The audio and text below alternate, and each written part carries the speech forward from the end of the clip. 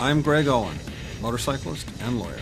I've been riding, racing, building, and collecting motorcycles for the past 40 years. During my time as a professional motocross racer in the 70s, I decided to give up my racing career and become a lawyer. I did that to help other riders who had nowhere else to turn. Over the course of my 30-year career, I've represented hundreds of injured clients and resolved their cases for more than $900 million. My goal is to tell the history of motorcycling in America, one bike and one rider at a time. What do we have over here? Well, you asked earlier about which bike was my special, that I held dear to my heart. This is a conglomeration, and we're going to tell you the history as we know it. Please. This is a 1914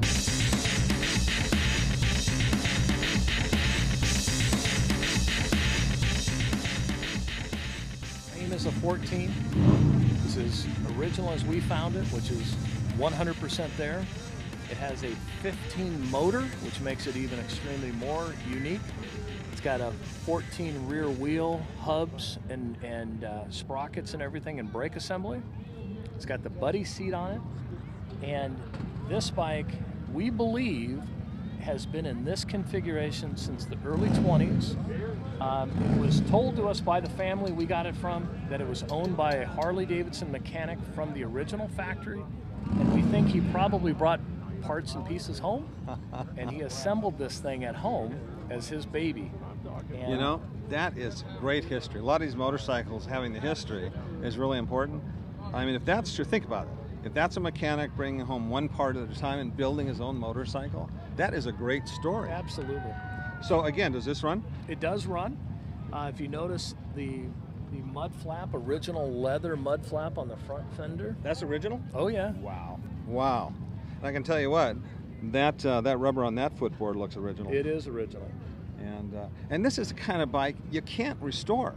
Oh no. You've got to leave the patina there, right? You know, for your readers and the people that are watching this video, they need to understand that some of these bikes are worth 2 to 3 times more unrestored.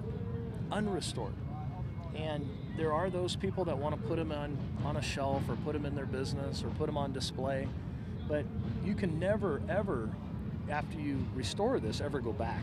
Okay. Yeah. So the preservation of as is, where is, out of a barn, so on and so forth, that's the uniqueness. No, it is, I'm telling you. I mean, you don't want to clean the old oil off that motor. No. Look at the foot pegs with the original oil wrapped leather and oil wrapped. Okay, that's how they did it. Both sides. So, what do you think? I mean, how would that stay on the bike? It must have been inside a garage or barn where it's covered, maybe with a tarp. You know, we have 40 bikes in our collection. Yeah. And there's about 6 of them that have extremely unique provenance and history and stories attached to them. This particular bike was actually involved indirectly in an auction. You want to hear this story? Yeah, I would. All right.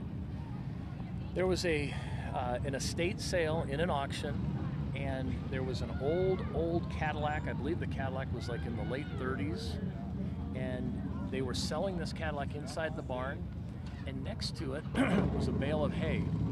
When the people came in to pull the old Cadillac out of the barn after they purchased it, they started cleaning it up, and this was buried in the bale of hay leaning against the side wall. You're kidding. No. And nobody knew it was there. Nobody knew it was even there.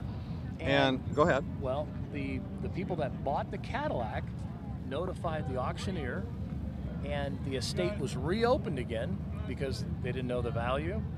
And ultimately it was put up for sale, and we purchased it, and it's as is, where is. The only thing I've done is pulled some of the hay out of little parts. Well, that history alone is incredible. Just the auction history. But the idea of this mechanic building this out of probably what he thought were the best parts at the time. You know, I just love that history. And you can't recreate that, can you?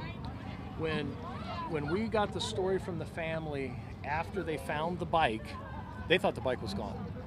Okay.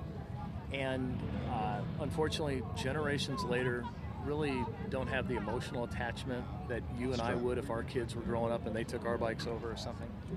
But when they were telling us the story about the mechanic, you know, hearing it is one thing, but they actually gave us a picture.